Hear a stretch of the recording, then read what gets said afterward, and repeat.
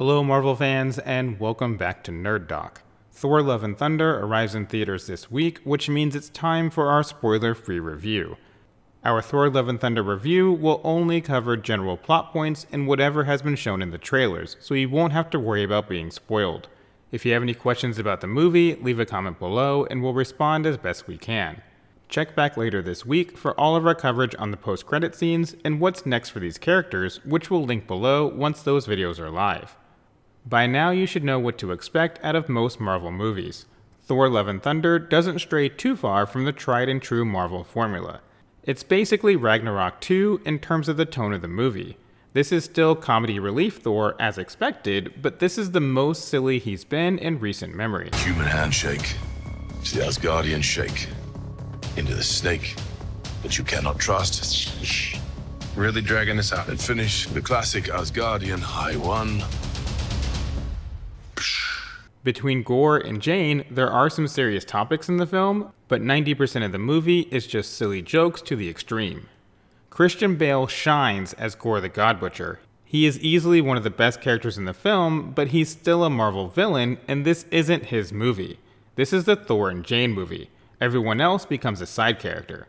If you're looking for more of that Thor and Jane dynamic, you'll appreciate that direction. If you were hoping to see Gorr take center stage, or that we got to spend a decent amount of time with the Guardians, you may be disappointed.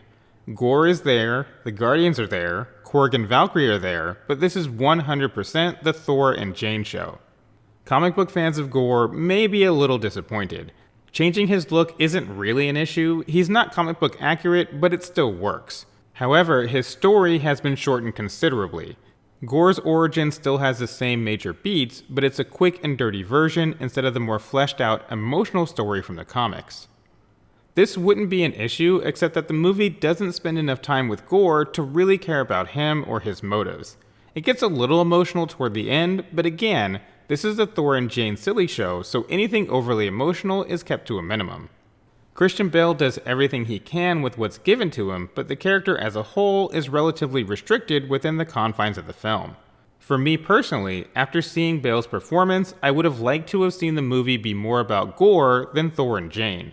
Kind of like how The Dark Knight was more about Joker than Batman, even though Batman played a big role in the film. Bale feels a bit undervalued here, which is a shame since his performance is so good. That said, Russell Crowe steals the show in every scene he's in. Zeus is silly because that's the theme of the movie, but it works really well. This isn't the thunderous Greek god of Olympus Zeus that we've seen so many times in other movies, and that may turn some people off, but for me, Russell Crowe was great. He was having a lot of fun with the role, and it shows in his performance. Truth be told, I haven't been a big fan of Natalie Portman in the MCU. I just don't really like her as Jane Foster. Natalie Portman as Mighty Thor felt a bit better, but still not quite what I was hoping for from the character.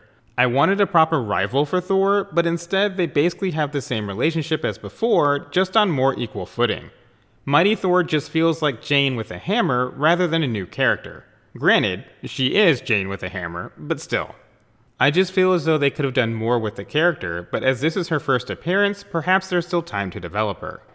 If you really like Thor Ragnarok and laughed at every joke, even on repeat viewings, you'll probably feel the same about Love and Thunder. Most people will agree that Ragnarok is a superior movie, but a majority of the people who watch Love and Thunder will be entertained. The people who aren't going to like Love and Thunder, or who will have some issues with the movie, are the ones who didn't want a super silly Thor in a super silly movie. The people who think Love and Thunder takes the silliness a bit too far. There will absolutely be a decent amount of people who don't enjoy Love and Thunder for that very reason. Here at Nerd Doc, I give Thor Love and Thunder 3.5 out of 5 Mjolnirs. I wanted more from Gorr, a mightier version of Mighty Thor, and maybe a bit more time to flesh out the story, which goes by very quickly with a runtime just under 2 hours. The silliness was okay, but maybe tone it down about 20% or so to really hit that sweet spot. It was a bit much for me, but depending on your taste, you may be fine with it. For now, that wraps up our review of Thor Love and Thunder.